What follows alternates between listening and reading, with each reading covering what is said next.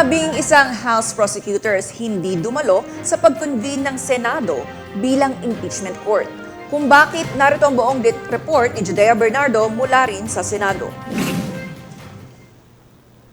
Yona, sa kabila ng opisyal na pag-convene ng Senado bilang impeachment trial court, nalilitis sa mga alegasyon laban kay Vice President Sara Duterte, hindi na nakadalo ang 11 House prosecutors sa Senado ngayong Lunes.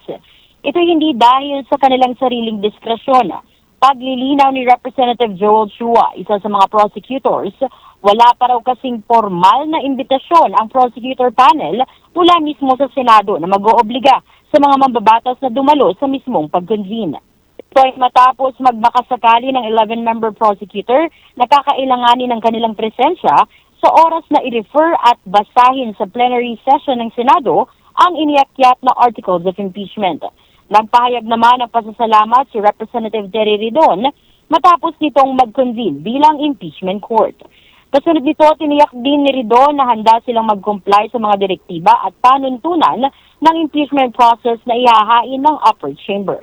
Sa isang mensahe naman, una nang sinabi ni Senior Deputy Minority Leader, Representative Leila de Lima sa GATV News na hindi muna sila papasok sa mismong tanggapan ng Senado, ngunit mag-aantabay ito near the area para agad makadalo sa inaasahang pag-convene kanina.